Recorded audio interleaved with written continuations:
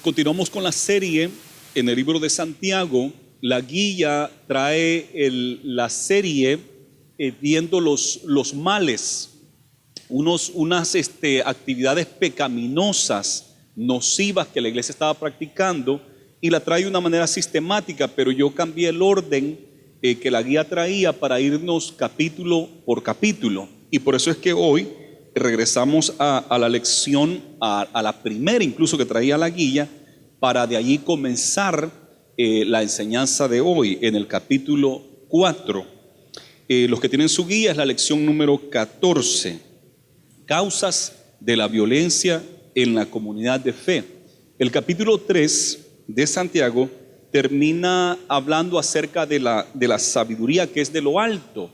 Y en la sabiduría que es de lo alto, la sabiduría de Dios, entonces nos dice que es pacífica, amable, benigna, llena de misericordia y buenos frutos, sin incertidumbre ni hipocresía.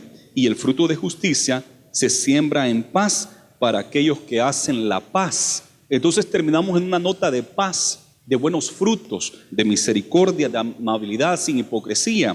Pero inmediatamente, después de hablarnos de esta paz, de este fruto de justicia que se siembra en paz para aquellos que hacen la paz, inmediatamente pregunta: ¿de dónde vienen las guerras y los pleitos entre ustedes? ¿Verdad? Porque tiene que haber paz, tiene que haber misericordia, tiene que haber bendición, debe de haber estos frutos, esta justicia. Pero después le pregunta a la iglesia: ¿de dónde vienen estas guerras y los pleitos entre vosotros, entre ustedes? Y nota aquí mismo la respuesta: no es de vuestras pasiones las cuales combaten en vuestros miembros, no es de la pasión. En inglés aquí la palabra pasión usa otra palabra y dice lust, de la lascivia, de la codicia, de esas pasiones es que vienen estas guerras, estos pleitos, estas cosas que destruyen las relaciones entre los seres humanos. Codiciáis y no tenéis, matáis y ardéis de envidia y no podéis alcanzar, combatís y lucháis, pero no tenéis lo que deseáis. Entonces nos damos cuenta de que no solamente en el mundo suceden estas cosas, pero es una tristeza que dentro de la iglesia también tengamos indicios de estas cosas. Y ese es el gran problema de Santiago, porque él está escribiendo a la iglesia que estas cosas no deben de ser así, y por lo tanto él está denunciando y condenando estas prácticas pecaminosas dentro de la iglesia. A través de toda la historia, desde el comienzo, Caín y Abel, el primer asesinato que hubo, ¿verdad? La envidia. Se le dio envidia que su hermano había hecho un mejor sacrificio a Dios. Entonces le dio envidia, le dio celos amargos y decidió tomar la vida de su propio hermano, la violencia. Hoy en día encontramos mucha violencia en toda la tierra. Encontramos guerras, pleitos, encontramos terrorismo, encontramos secuestros, vandalismo, como el que hablábamos hoy a mediados del servicio. El vandalismo también es cierta clase de violencia.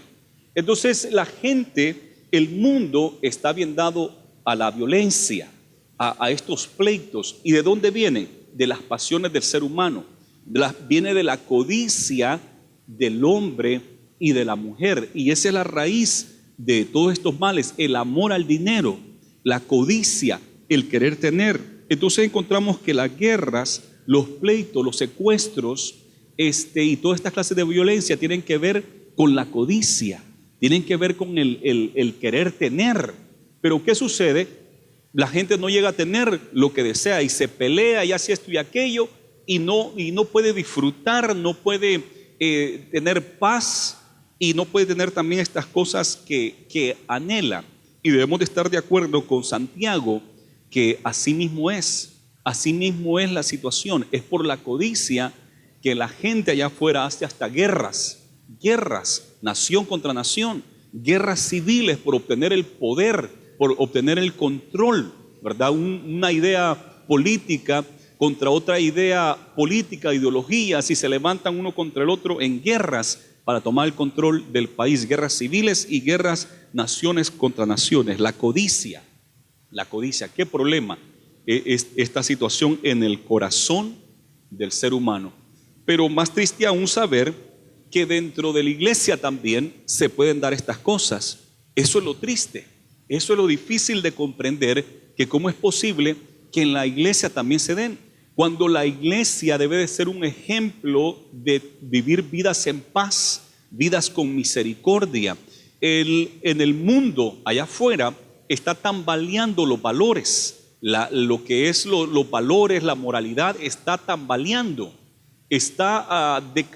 Hay decadencia en cuanto a estas cosas, y cómo es posible que nosotros como iglesia no podamos dar un buen ejemplo de amor, de misericordia y de paz. Y cuando digo esto, debo de también ser claro que hay muchos hermanos que sí lo hacen, sí tratan de dar el ejemplo, perdonar, tener misericordia, hacer lo que la Biblia lo dice. Hay varios hermanos dentro de nuestra congregación que lo hacen, pero también hay que decir de que somos culpables también de pelearnos entre nosotros mismos, de criticarnos y de juzgarnos y de señalarnos injustamente, o haciéndolo con un espíritu de destrucción en vez de hacerlo con un espíritu de construcción, un espíritu de reparar.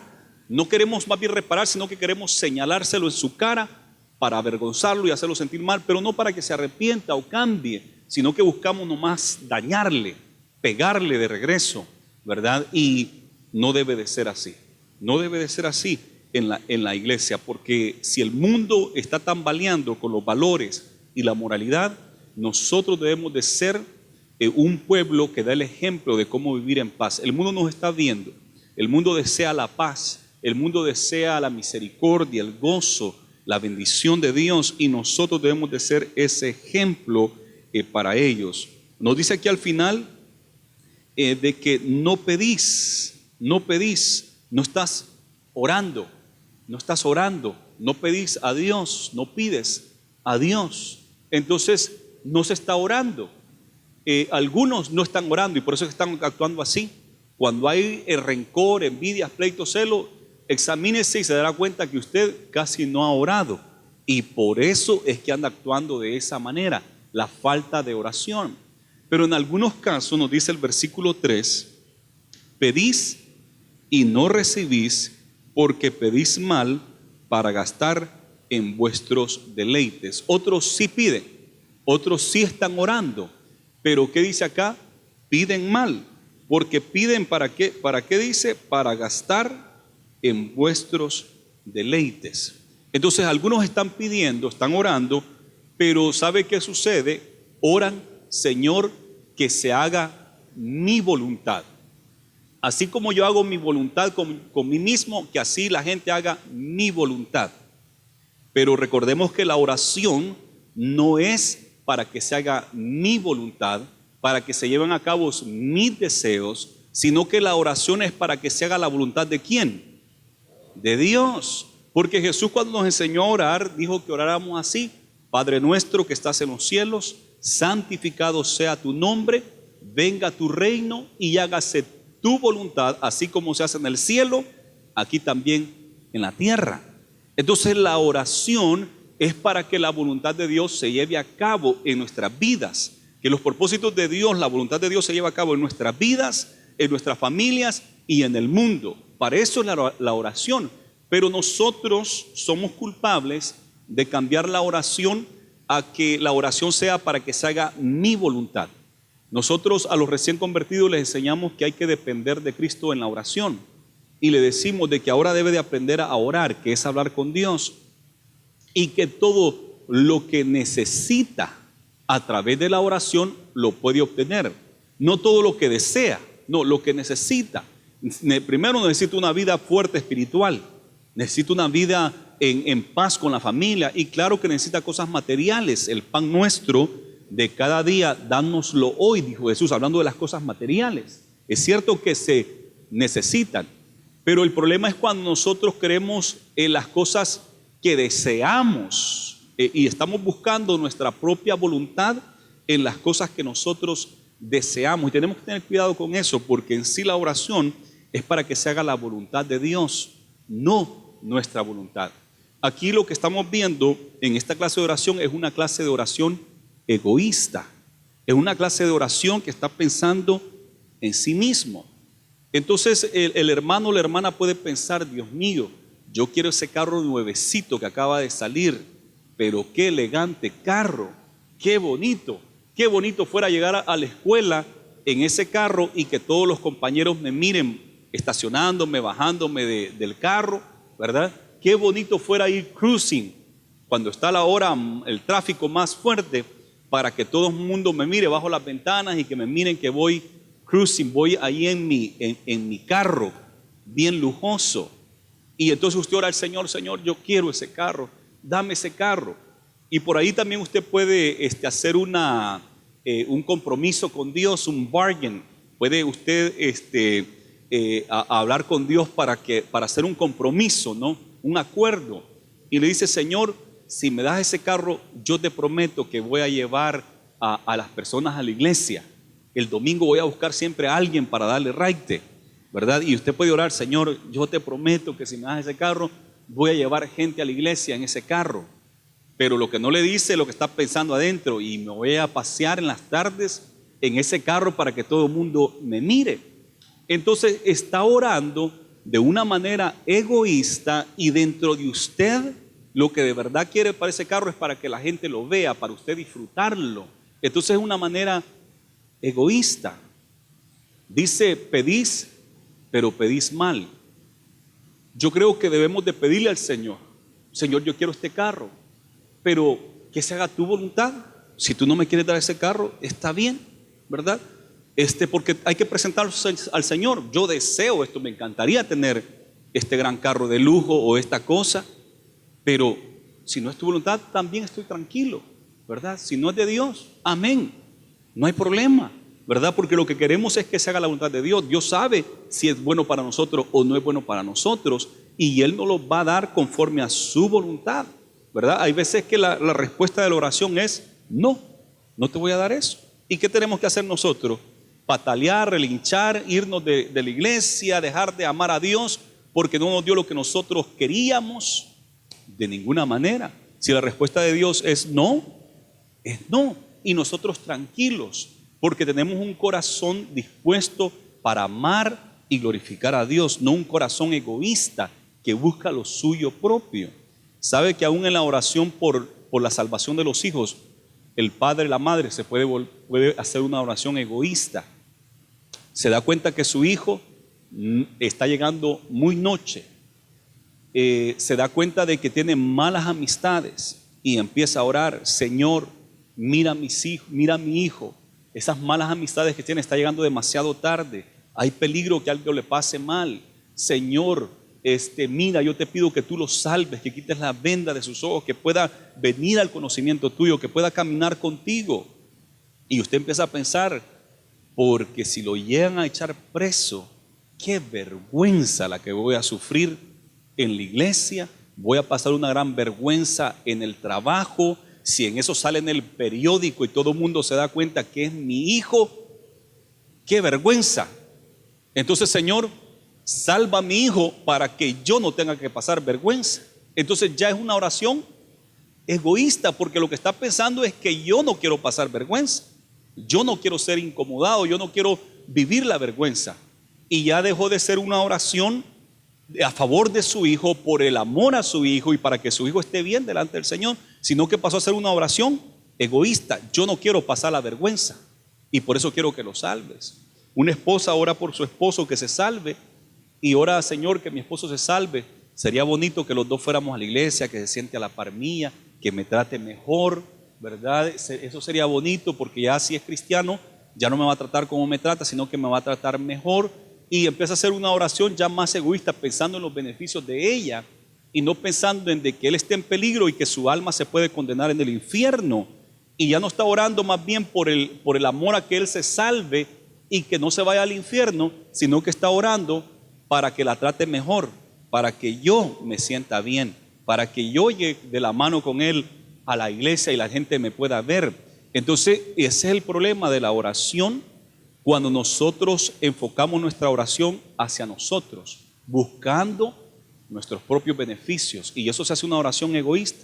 No recibís porque no pedís, y si pedís, pedís mal, pides mal, y ese es el problema, y somos culpables Creo que todos nosotros somos culpables de haber hecho oraciones así, un tanto egoístas, pero nosotros debemos de recordar de que hay que poner a Dios primero, que se haga su voluntad, al prójimo hay que ponerlo también delante del Señor genuinamente pedir por él, no porque para yo sacar algún beneficio, no, para que Él sea bendecido, ¿verdad? Y tenemos que orar de esta manera, tenemos que orar que se lleve a cabo el propósito de Dios en nuestras vidas y no que se lleve el propósito nuestro. Muchas veces pensamos que la oración es hacer que Dios cambie su voluntad y que mire las cosas como nosotros las miramos y que nos dé lo que nosotros queremos, ¿verdad? Y oramos como para cambiar la voluntad de Dios, oramos para que el Señor haga lo que nosotros decimos, pero debemos de recordar que Dios no es nuestro siervo. Dios no es nuestro siervo, nosotros somos los siervos de Él, ¿verdad? Pero la manera que oramos algunas veces parece de que Él fuera el siervo y nosotros los amos, pero no es así. Él es Dios y nosotros somos sus siervos. Por lo tanto, nunca debemos de olvidar de pedir en nuestras oraciones: hágase tu voluntad, tu voluntad. Así como Jesús dijo: pasa de mí esta copa. No me gustaría morir en la cruz del Calvario, va a estar doloroso, va a estar difícil, pero que no se haga mi voluntad, que se haga tu voluntad. Eso oró Jesús en 3 ocasiones. ¿Y qué sucedió? Se hizo la voluntad del Padre, que Jesús muriera en la cruz del Calvario por la salvación de toda la humanidad. Jesús también estaba dispuesto a hacerlo, pero en el momento de su angustia y su dolor como ser humano, porque sufrió en la carne, Él oró de que si había otra manera que el hombre se salvara, que Él no fuera a la cruz del Calvario.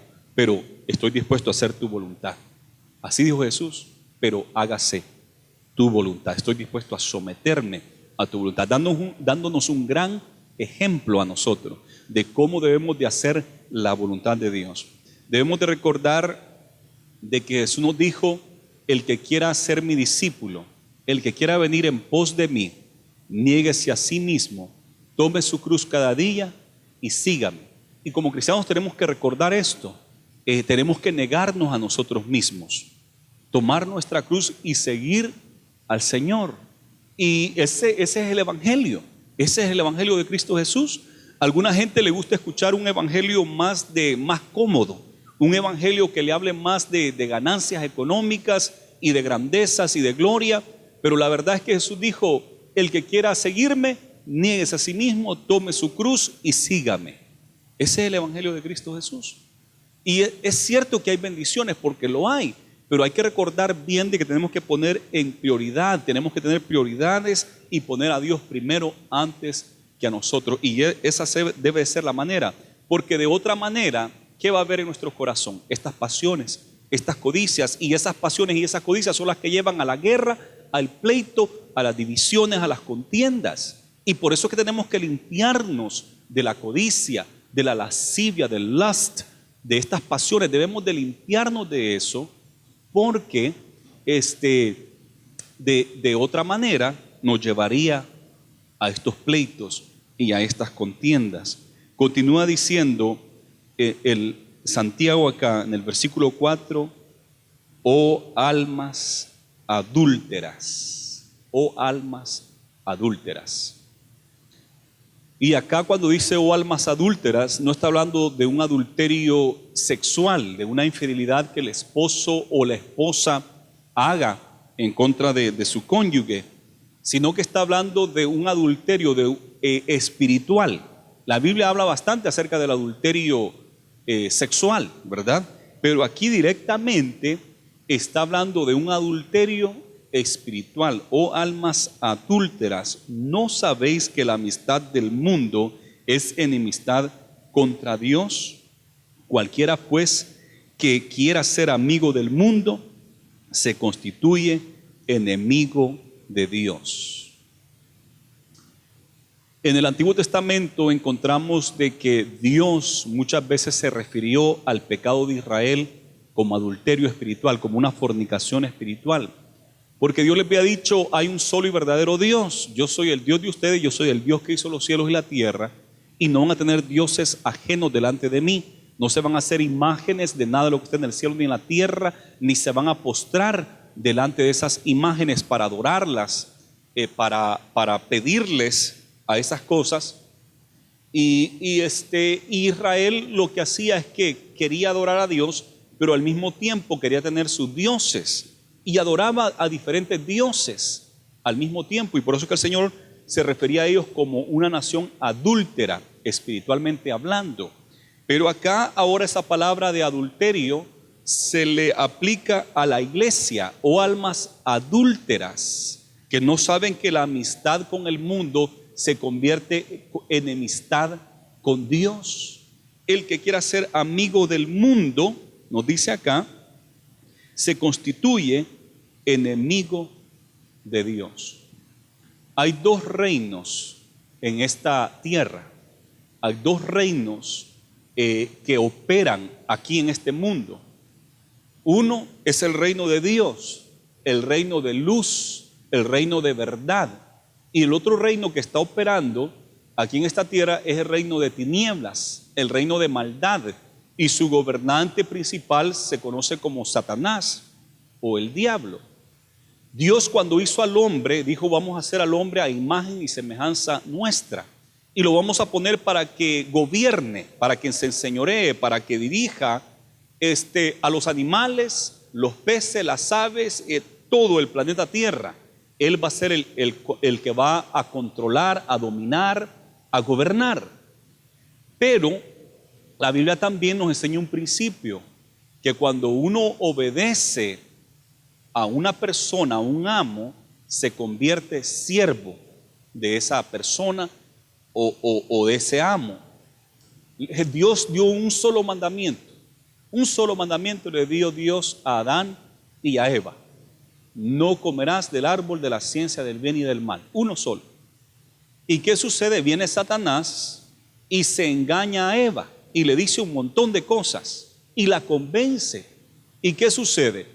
Ella come del fruto del bien y del mal, y ella va y le lleva a su esposo, a Adán, y le dice: yo ya comí, aquí está para que comas. Y viene Adán, no habiendo sido engañado por Satanás. Él no fue engañado, quien fue engañado fue Eva, y él sabía lo que Dios había dicho. Él miró que ya Eva había comido, está bien, y comió también. Desde ese momento Adán y Eva le obedecieron a Satanás, la voluntad de Satanás, el propósito de Satanás, y por lo tanto desde ese momento ellos cedieron la autoridad que el hombre tenía sobre el planeta Tierra y sobre todas las cosas, se la cedieron a Satanás, y Satanás se hizo el gobernante de ellos y del mundo entero. Y eso es lo que pasó. Entonces se forma este imperio, este reino de tinieblas, que el hombre, por su desobediencia a Dios, porque al desobedecer a Dios, ¿qué hicieron automáticamente? Obedecer al diablo. Y si obedecieron al diablo, se sometieron al dominio y al control del diablo. Imagínense cómo es la situación. Decidieron obedecer a Satanás que obedecer a Dios. Y ese fue el gran problema. Ahora pasan a estar bajo maldición, bajo pecado. Claro que Dios, en su gran amor por la humanidad, desde antes de la fundación del mundo ha tenido un plan para redención para la humanidad. Y eso fue que Jesús, el Cristo, vino a esta tierra a pagar el precio con su propia vida y redimirnos del pecado y la muerte, para que voluntariamente nosotros pudiéramos escoger el camino de Dios. Y cuando usted escoge el camino de Dios, usted acepta a Jesús como su Dios y su Salvador, y acepta el sacrificio que Él hizo en la cruz del Calvario para que usted pueda ser acepto ante Dios. Y dice la Biblia que podamos ser aceptos en el amado, aceptos en Cristo Jesús, y ahora sí podemos caminar con Él en el reino de Él.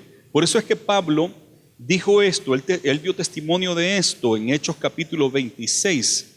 Vaya conmigo, Hechos capítulo 26 y versículo 18. Mire lo que le dijo Jesús a Pablo: para que abras sus ojos. Hechos 26, 18.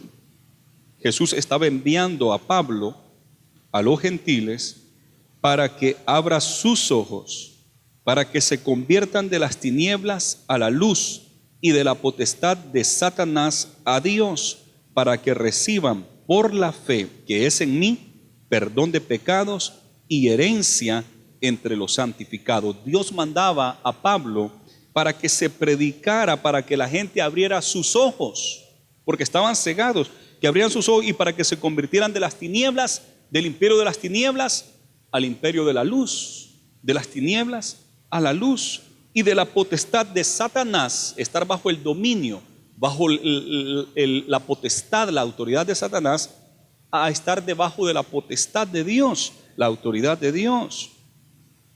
Dice, para que reciban por la fe que es en mí perdón de pecados y herencia entre los santificados. El mundo representa el imperio de Satanás. El gobernador del mundo es Satanás. Jesús una vez dijo, ahora viene el príncipe de este mundo, pero él nada tiene en mí. Nada tiene en mí el príncipe de este mundo, refiriéndose a Satanás. Ahora viene, pero ese príncipe de este mundo no tiene nada conmigo ni en mí. También el apóstol Pablo escribió y dijo que habíamos que orar para que esa venda que el príncipe de este mundo, y Pablo dice el Dios de este siglo, que ha puesto esa venda, que se les pueda caer para que puedan ver. Entonces Pablo reconoce a Satanás como el Dios de este siglo, el Dios de este mundo, y Jesús como el príncipe, conoce a Satanás como el príncipe de este siglo, de este mundo. Entonces claramente que el gobernador del mundo es Satanás. Y yo creo que no hay argumento alguno. No podemos decir que Dios, el gobernador de este mundo actualmente, porque usted puede ver todos los medios de comunicación, qué es lo que se promueve ahí. Usted puede ver el sistema educacional del estado de California y usted puede ver todo lo que se promueve ahí en contra de Dios, en contra de que Dios creó los cielos y la tierra, en contra de la oración, a favor de los homosexuales y un montón de cosas antibíblicas. Lo podemos ver toda la violencia, todos los secuestros y todas las cosas malas que están sucediendo alrededor del mundo. Nos damos cuenta que el que está gobernando es Satanás. Él es el que está gobernando ahorita mismo.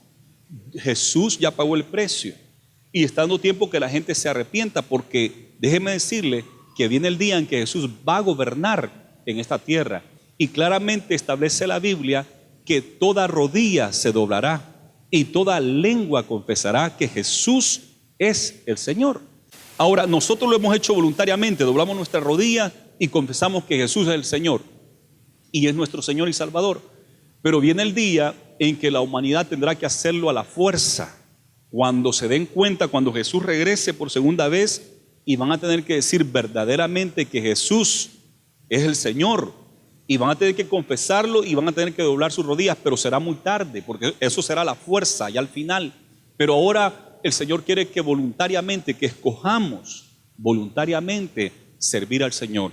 Aquí nos está diciendo que si nosotros escogemos ser amigos del mundo, nos hacemos enemigos de Dios. ¿Por qué? Porque estos dos reinos no se pueden mezclar. El reino de la luz no se puede mezclar con el reino de las tinieblas. No podemos pertenecer al reino de verdad y al mismo tiempo pertenecer al reino de maldad. No podemos nosotros estar en el reino de tinieblas y de cosas malignas y pretender estar en el reino de Dios y de cosas benignas, de cosas buenas, de verdad, de justicia. No se puede, no hay manera. Jesús dijo una vez: el que no recoge conmigo, desparrama. El que no está recogiendo conmigo, está desparramando, pero usted puede decir: no, porque si no está recogiendo, no está haciendo nada, ¿verdad? No, Jesús dijo: no, el que no está recogiendo, está desparramando. O sea, no hay neutro. Usted no puede decir: no, pues yo me quedo aquí en la fensa viendo a los que recogen y a los que desparraman, y yo soy neutral, yo no me involucro en ningún lado. No, lo siento. No hay un lugar centro, no hay un lugar neutral en las cosas de Dios. O usted es o no es. Por cuanto pretendiste ser tibio, ni frío ni caliente, te voy a vomitar de mi boca. Siempre te voy a considerar con los que no son parte mía, porque quieres ser tibio, quieres ser neutral. No, de todas maneras te vas a ir del otro lado. con los que están en contra de Dios, porque no puede coexistir los dos reinos en nuestra vida al mismo tiempo. Jesús dijo también, no se puede servir a dos señores, o porque amarás a uno y aborrecerás al otro. No se puede servir a dos señores, pero mucha gente trata de servir a Dios y a otras cosas, pero no se puede. Al final no se puede, porque vas a tener que escoger entre Dios y el mundo. El gobernador del mundo es Satanás y las cosas del mundo son cosas de Satanás. Juan lo explica un poco mejor. Vaya conmigo a San Juan, capítulo primera de Juan, más bien la primera epístola de Juan, capítulo 2, primera de Juan 2, versículo 15 y 16. No améis al mundo, ni las cosas que están en el mundo. Si alguno ama al mundo, el amor del Padre no está en él. Porque todo lo que hay en el mundo, los deseos de la carne, los deseos de los ojos y la vanagloria de la vida, no provienen del Padre, sino del mundo. Y el mundo pasa y sus deseos, pero el que hace la voluntad de Dios permanece para siempre. No amen al mundo, los deseos de los ojos, los deseos del mundo. Porque Satanás trata de que nosotros nos apasionen las cosas del mundo, las cosas deleitosas del mundo. Porque es cierto que hay deleites y hay placeres en el mundo, pero el problema es que esos placeres y esos deleites son momentáneos, son cortos. Dios quiere que nosotros tengamos una vida y vida en abundancia. El Señor quiere que verdaderamente tengamos paz, tengamos gozo y caminemos por ese camino de rectitud, de misericordia, de bondad, de paciencia. Un mundo no egoísta, un mundo que no busca lo suyo propio. Y eso es lo que Dios quiere. Y el Señor nos enseña el camino. Y Él espera que nosotros escojamos ese camino de Él, el camino de verdadera paz. Pero ¿sabe lo que hace el diablo? El diablo nos presenta tentaciones, pero para destruirnos. El fin del diablo es destruirnos. Y es una lástima que el ser humano decide optar por las tentaciones del diablo. Opta por caer en las tentaciones que el diablo le ofrece, ¿verdad? Ahí le ofrece adulterio, borrachera, pornografía, drogas, un montón de cosas que el diablo le ofrece, que parecen muy buenas, mucho dinero. Pero ¿sabe para qué es que le ofrece todo eso el diablo? Para destruirlo. Y por eso es que el Señor dice, el que sea amigo del mundo es mi enemigo. Porque yo les estoy ofreciendo mi amor verdadero. Yo busco que verdaderamente tengan paz, que tengan gozo, que tengan bendición. Porque Dios nos presenta lo de Él para que usted escoja, para que yo y usted escojamos. ¿Qué queremos escoger? Los placeres deleitosos, pasajeros, que nos van a llevar a una destrucción eterna, o queremos escoger al Dios verdadero que nos lleva a una bendición eterna, una vida y vida en abundancia. Por eso es que el Señor es bien claro acá: no podemos ser amigos del mundo y ser amigos de Dios. Yo sé de que esto a algunos les choca. Yo sé que es dura esta palabra, y muchas veces no queremos ser corregidos, ¿verdad? No nos gusta que nos corrijan, que nos digan. No nos gusta. A nadie le gusta que le corrija, le diga, estás mal, debes de hacerlo de esta manera. Hay una bienaventuranza de los que sí les gusta la corrección de los padres, les gusta la corrección de Dios. Es una bendición, es una prosperidad grande cuando uno se deja ser corregido. Pero déjeme decirle que esta corrección que estamos viendo acá es de Dios, es de la Biblia, de la palabra del Señor. No es una corrección que yo le quiero dar de mi gusto, no. Esto es porque Dios lo dice y yo quiero ser fiel al mensaje del Señor. La amistad con el mundo lleva enemistad contra Dios. Así de duro como se oye, pero así es. Y hay que decirlo porque así el Señor lo ha dicho. No podemos amar las cosas de este mundo. No podemos amar las cosas de este mundo porque al final todo eso es pasajero. Mas el que hace la voluntad de Dios permanece para siempre. El mundo y sus deseos pasan. pasan y se van a acabar, pero los que hacen la voluntad de Dios tendrán vida eterna. Hay cosas en la eternidad que el Señor ha preparado para nosotros que no alcanzamos a entender ahora. Y además de vivir la vida de Dios aquí en esta tierra, la paz, el gozo, todos estos deseos que el diablo ofrece, comenzando con el adulterio y la fornicación, bien breve el deleite. Pero después, ¿qué trae? Problemas matrimoniales, problemas de enfermedades transmitidas sexualmente, problemas de embarazos no deseados, y qué gran problemón el que se armó por un deleite. Y sí lo disfrutó de todo, pero después, ¿qué le viene? Un gran problemón, un gran desastre.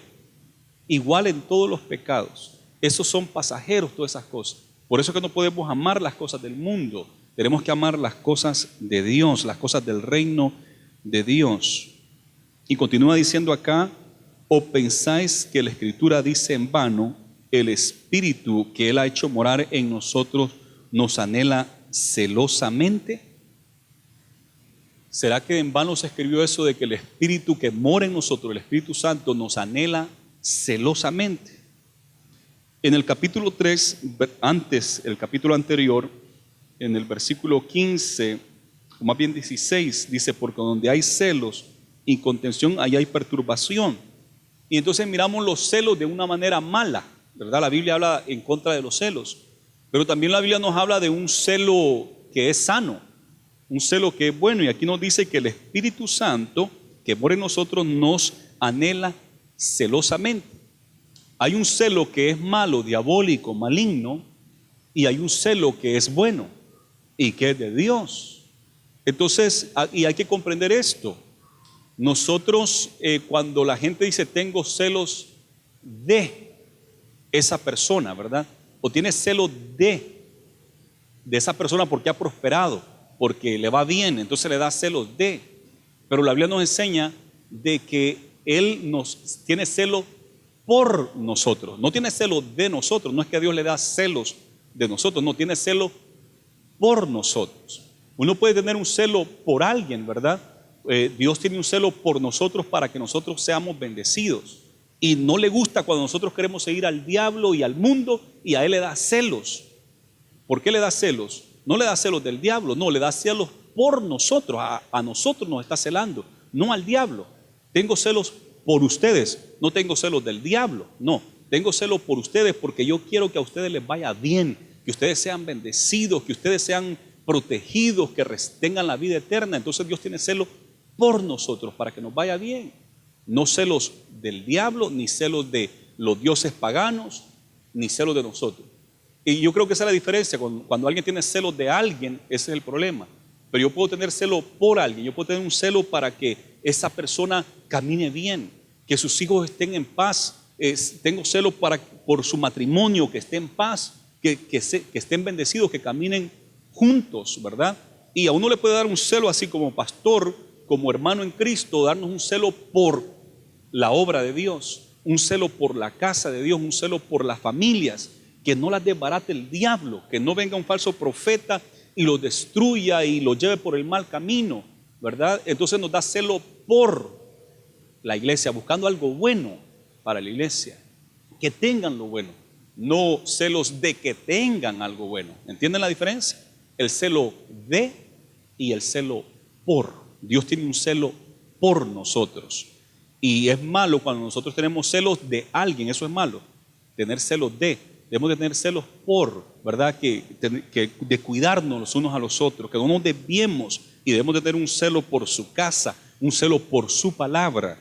Eso es lo que es la diferencia entre estos dos celos.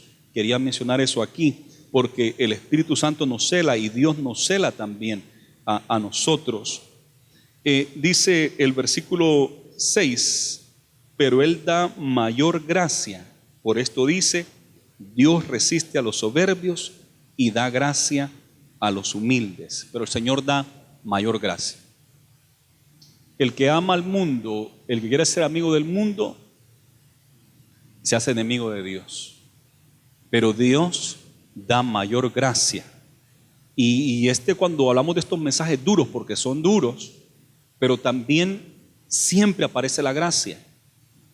Una vez David había pecado contra Dios seriamente. Y Dios le dijo, te voy a dar 3 opciones, te voy a castigar. La primera opción, 3 años de hambruna, de famine. 3 años de hambruna sobre todo el pueblo de Israel. Segunda opción, 3 meses que tus enemigos te sigan para matarte por 3 meses.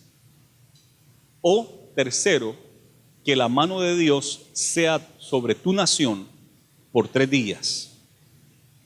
Y David, creo que voy a escoger los 3 días. Porque si yo escojo quedar en las manos de los hombres, el hombre es cruel, el hombre es malo, pero yo sé que tú eres misericordioso. Entonces Dios manda una plaga por 3 días donde mueren miles y miles. Y David está bien arrepentido, bien compungido, y Dios demuestra su gran misericordia ese día y su gracia, porque esta es la palabra, la gracia de Dios, que ese mismo día cesó la mortandad cuando Dios le dice a David, agarra la era, que esta era que yo te voy a enseñar, hazme un sacrificio allí. Y viene David y quiere comprar la era, y el dueño de la era le dice, no, yo te la voy a donar y te voy a dar los bueyes y la leña para que hagas un holocausto a Dios. Y David dijo, no, yo quiero comprarla, porque no le voy a dar a Dios nada de lo que no me cueste. Fue ese día. ¿Y sabe qué compró ese día él? El terreno donde más adelante se iba a construir el templo, allí en Jerusalén, en la ciudad donde Jesús fue sentenciado a muerte, y a Jesús lo sacaron afuerita de la ciudad para morir en la cruz del Calvario. Entonces ese día de la gran pestilencia, del gran castigo de Dios, también miramos la gracia de Dios. Miramos la gracia de Dios, porque ese mismo día se obtuvo el lugar para construirle el templo al Señor. Y yo miro eso en la Biblia, miro lo horrendo que es caer en las manos de un Dios vivo, lo terrible que es, y nos merecemos los castigos de Dios, pero también en muchas partes de la Biblia encuentro la gracia de Dios. Pero fíjese a quién le viene la gracia, porque David se humilló. David dijo, ya Señor, si yo soy el que he pecado, mátame a mí, a mis hijos, no al pueblo, no a las ovejas de Israel, sino que yo soy el que debo de morir. Allá donde el Señor derrama su gracia, cuando uno se humilla delante de Él. Por eso es que este versículo es importante y está aquí en medio de una advertencia severa para con nosotros, que no seamos almas adúlteras y que no amemos al mundo. Pero nos dice esto, pero Él da mayor gracia. Por esto dice, Dios resiste a los soberbios y da gracia a los humildes. El Señor resiste a los soberbios. ¿Y qué es el soberbio? El soberbio es uno que se siente superior a los demás, ¿verdad? Una soberbia, yo aquí soy el mejor, aquí nadie me va a decir nada, soberbio. Nadie me tiene que decir nada porque yo sé más aquí que todos y ¿verdad? Y soy el mejor, soberbia. Pero Dios resiste a los soberbios, a los altivos, a los orgullosos, a los egoístas, a los egocéntricos. El Señor los resiste, pero da gracia ¿a quiénes? A los humildes. Al que después de escuchar esto de que el que se hace amigo del mundo se hace enemigo de Dios, y después de escuchar esto, oh almas adúlteras, lo que viene al corazón es el compungirse y decir, yo soy culpable de amar el mundo y las cosas del mundo, yo soy culpable de hacerme amigo del mundo y enemigo de Dios. Y se humilla delante del Señor, y entonces ¿sabe qué sucede? Haya gracia delante del Señor. Gloria a Dios por su mensaje. Gloria a Dios por la palabra del Señor, que siempre Dios nos da ese evangelio, porque la palabra evangelio quiere decir buenas noticias. Gloria a Dios, porque en medio de esto fuerte hay buenas noticias para los que se arrepienten y los que se humillan delante de Él. Pero Él da mayor gracia. Por esto dice, Dios resiste a los soberbios y da gracia a los humildes. Someteos pues a Dios, resistid al diablo y huirá de vosotros. Sometámonos a Dios. Y hay que resistir al diablo. ¿Por qué? Porque el que quiere que amemos al mundo, el que quiere que andemos en las cosas del mundo es el diablo. 3 enemigos tenemos, nos enseña la Biblia. El primero somos nosotros mismos, la carne nuestra, las pasiones, la concupiscencia que hay acá, número 1. Número 2, el mundo. Nuestras concupiscencias, nuestros deseos le atrae el mundo. Pero número 3, el diablo, que quiere ponernos cosas del mundo y nos tienta con esas cosas, porque él es el tentador. El diablo trata de que nosotros seamos seducidos a las cosas del mundo. Entonces alguien dijo, el diablo es como el que casa y quiere que se case la carne de nosotros con el mundo. Él es el que hace la ceremonia y los une, y él contento que pueda unirse nosotros, nuestro deseo al mundo, ¿verdad? Tenemos esa situación, pero entonces Dios nos dice, resistan al diablo, resístanlo, sométanse a Dios y resistan al diablo. ¿Por qué? Porque el amar al mundo y andar en las cosas del mundo es porque el diablo nos seduce hacia eso y nos empuja hacia eso y pone tentaciones hacia eso. Y por eso nos dice acá que nosotros debemos de acercarnos a Dios y resistir al diablo. Someteos pues a Dios, resistid al diablo y huirá de vosotros. Cuando nosotros lo resistimos, él huye de nosotros. Pero tenemos que resistirlo, tenemos que decirle, no, mira que esto se mira bien atractivo, nadie se va a dar cuenta. Toma ese dinero, tómalo, es tuyo. Y uno tiene que decir, no. Y mira cómo te mira esa mujer. No se va a dar cuenta tu esposa. Mira, está fácil, deleítate. Y ahí es donde usted tiene que decir, no, yo no voy a andar en esas cosas. Mira qué agradables son las cosas del mundo. Dale más tiempo a las cosas del mundo, a las cosas de la carne, y ya no vayas a la iglesia mucho, ve a la iglesia de vez en cuando, ¿verdad? Y entonces el diablo quiere ponerle esas tentaciones y usted debe de resistirlo. ¿Y qué sucede cuando uno resiste al diablo? El diablo se va y uno puede perseverar y uno sigue creciendo. Claro que después viene otra vez, ¿verdad? Cuando lo mira por ahí, trata otra vez, pero si uno lo resiste, el diablo se va. Gloria a Dios por eso. ¿Cuántos dicen amén? Porque el diablo se va de nosotros. Gloria a Jesús. Él huirá de nosotros. Gloria a Dios por eso. Sigue diciendo acá el consejo bíblico, acercaos a Dios y Él se acercará a vosotros. Pecadores, limpiad las manos, y vosotros los de doble ánimo, purificad vuestros corazones. Acerquémonos a Dios. Es una lástima cómo estamos hoy en día. Desde la invención del televisor para acá y todos los otros medios que hay, internet y todo eso, tratando de alejarnos de Dios. No que el internet o la televisión sean malas, porque no lo son, son cosas. Pero ¿cómo usamos nosotros la televisión? ¿Cómo usamos el internet? ¿Cómo nosotros usamos? Las podemos usar para cosas buenas o cosas malas. Y dice acercaos a Dios, pero con tantas cosas que hay, como que si la gente no se quiere acercar a Dios, tanta basura que está entrando a los hogares a través de la televisión, a través de diferentes medios, a través de música, ¿verdad? Y entonces, ¿qué sucede con eso? Nos aleja de Dios. Nos aleja de Dios. Es una lástima cómo estas cosas, estos placeres y estos deleites y estos pasatiempos nos alejan de Dios. Pero la Biblia nos dice, acercaos a Dios. Usemos estos medios para acercarnos a Dios. En la mañana ponga un CD de alabanzas, bonito, ¿verdad? Para la hora que los niños van a venir a desayunar o algo, no tenga ahí la televisión pasando unas cosas y los niños ya van con estas cosas en la escuela, por allá les meten más cosas en contra de Dios. Ponga palabras de vida eterna a las 7:30 de la mañana, ponga ahí el mensaje, escuche la palabra del Señor, ponga un programa de televisión cristiano, algo que edifique, ¿verdad? Ellos se van para la escuela y allá los tienen por 6 horas, 8 horas en algunos casos, y no les están hablando de Dios, sino de las cosas del mundo y de los deseos del mundo. Y nosotros tenemos que contrarrestar esto. Acerquémonos a Dios, que estos medios que hay, que pueden ser de gran bendición, pero también han sido de gran destrucción, que los podamos usar para el bienestar, para acercarnos a Dios. Y también nos dice acá, límpiense las manos.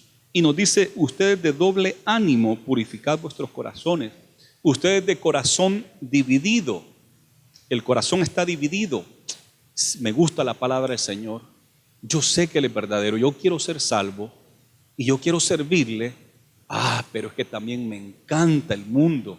Me encantan las pasiones. Las pasiones que hay dentro de mí me llevan a esas cosas. Entonces tiene un corazón dividido. un corazón de doble ánimo.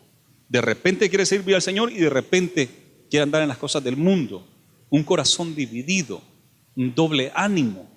Y dice que nos purifiquemos. David oró al Señor por eso mismo, que yo no tenga un corazón dividido, que mi corazón sea genuino y sincero y completo hacia ti. Así yo quiero vivir. Entonces tenemos que, los de doble ánimo, tenemos que purificar nuestros corazones, porque ahí es donde está el doble ánimo. Un corazón dividido para el mundo y para Dios. Pero que podamos limpiar eso, santificar eso y caminar con el Señor. Afligíos, dice, y lamentad y llorad. Vuestra risa se convertirá en lloro y vuestro gozo en tristeza.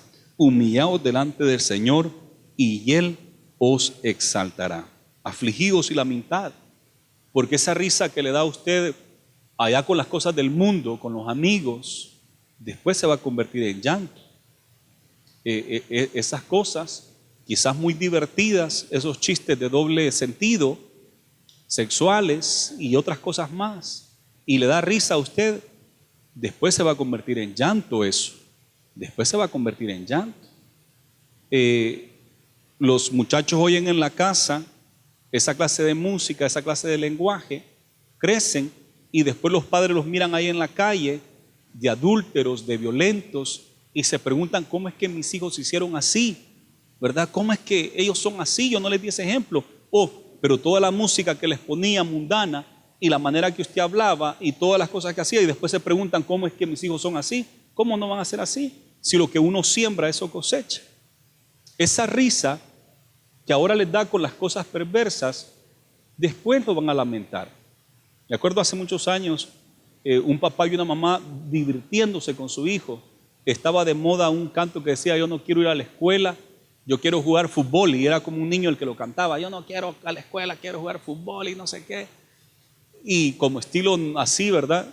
Y el niño se ponía a cantarle y a bailar y a brincar y a bailar, y los papás, y me lo enseñan a mí cuando llego a visitarlo: mire mi hijo. Y a mí no me gustó lo que, y yo les digo: pero ¿por qué le van a celebrar eso? Que él no quiere ir a la escuela, que lo único que quiere es jugar es fútbol. ¿Cómo le van a celebrar eso? Y después ese muchacho crece, y como le celebraron eso, ¿qué va a pasar con esa risa que los papás tenían? Y cuando de verdad solo quiere andar jugando fútbol y en otros vicios por allá, y no quiere estudiar y no quiere ir a la escuela, que lo único que quiere es divertirse y no quiere educarse, esa risa se convierte en llanto. Tenemos que tener cuidado nosotros de no reírnos de lo que el mundo se ríe, porque de las cosas que el mundo se ríe, Dios nos está riendo. Si usted le pudiera ver el rostro a Dios en el momento que el mundo se está riendo, Dios nos está riendo. Y a nosotros nos da risa junto con el mundo, y Dios nos está riendo. Entonces tenemos que tener cuidado nosotros, ¿verdad? Tenemos que tener cuidado nosotros, porque esta risa se va a convertir en lloro, y el gozo pasajero de ese mundo, el gozo que siente en el momento del pecado, se va a volver en tristeza. Entonces, por eso no amemos al mundo y sus deseos, amemos a Dios. Humillaos delante del Señor y Él os exaltará. Seamos humildes como David. Y ese día David, aunque había pecado bien feo, halló gracia delante del Señor. Dios derramó su gracia. Gloria a Dios por su gracia que Él derrama en nuestras vidas. Gracias a Dios porque Él nos ha dado esa gracia para que nosotros tengamos vida eterna. Gloria a Dios. Inclinemos nuestro rostro. Gloria a Jesús. Gracias, Señor. Meditemos en estas palabras. Lo que causa violencia en el mundo y aún en la iglesia es la codicia, el lust, el ser egocéntrico, el ser egoísta. Eso es lo que causa estos pleitos y estas cosas. Eso nos lleva a amar al mundo, pero el que ama al mundo, el que se hace amigo del mundo, se hace enemigo de Dios. No queremos ni ser egoístas, ni egocéntricos, ni queremos tener lascivia ni codicia. Queremos tener un corazón limpio y sincero a Dios. Queremos ser amigos de Dios. Humillémonos delante del Señor. ¿Hay alguien acá en esta mañana que quisiera entregar su vida a Jesús? Decirle: Señor, yo entiendo tu palabra, Yo sé que yo no me puedo salvar a mí mismo. Todo lo que yo pueda hacer, no puedo alcanzar la salvación por mis esfuerzos. Yo te necesito a ti. Yo necesito de tu gracia, de tu misericordia. Yo me quiero humillar en esta mañana y aceptar de que soy un pecador y que te necesito como mi Dios y mi Salvador. ¿Hay alguien que quiera decirle esas palabras a Jesús? Levante su mano, queremos orar por usted. De esta manera usted entrega su vida a Jesús. O si hay alguien que antes caminaba con el Señor y hoy se ha apartado y quiere reconciliarse con el Señor, ponerse a cuenta y regresar otra vez a los caminos de Él, hoy es el día de salvación. ¿Hay alguien? Queremos orar por usted.